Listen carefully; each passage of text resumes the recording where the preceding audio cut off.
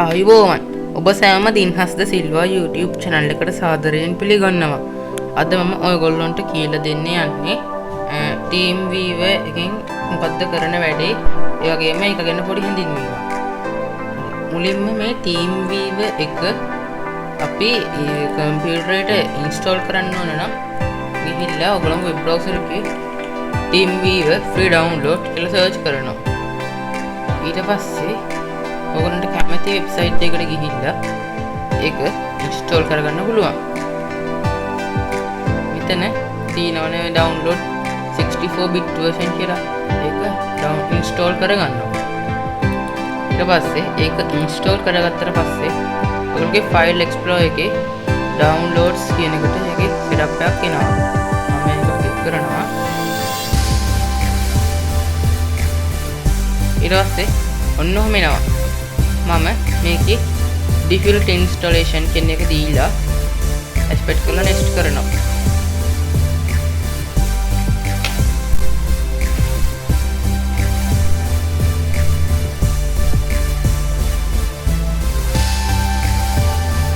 ඊට පස්සේ මේක වෙනකන් ඉන්නවා. ඊට පස්සේ මේක මේ දෙවෙනි එකට ටික් එක දීලා finish කරනවා. හරි.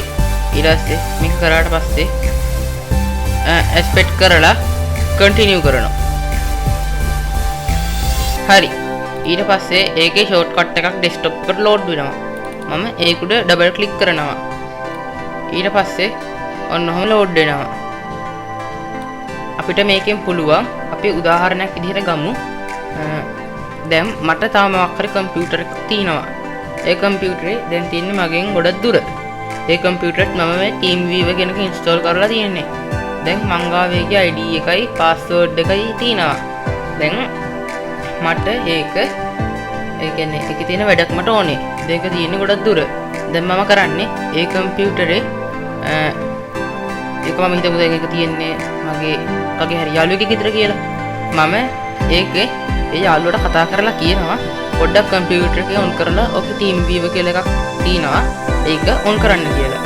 ඊට පස්සේ ඒක කරාට පස්සේ මම මේකේ password එක ගහලා මුලින් ID එක ගහලා ඊට පස්සේ password එක ගිහුවට පස්සේ ඒක මේක කනෙක්ට් කරන්න පුළුවන්. ඊට පස්සේ මට පුළුවන් මගේ ඒක මෙහිනම් පාලනය කරන්න. හැබැයි ඒක ඕන වෙලාවක ඩිස්කනෙක්ට් කරන්න පුළුවන් මගේ යාළුවට.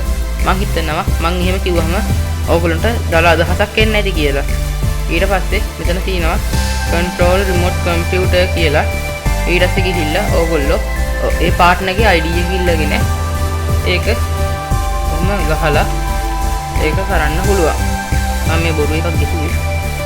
ඊට පස්සේ මේකෙන් meetings හදන්නත් පුළුවන්. ඒකන meeting ID දීලා ඒවත් කරන්න පුළුවන්. ඊට පස්සේ වගේ chats වගේ ඒවා පුළුවන්. ඊට පස්සේ මේකෙන් sign in වෙන්න පුළුවන්. ඉතින් sign out වෙන්න ඕනේ. ඔතනත් එහෙම තියෙනවා sign in වෙන option එකක්. හරි.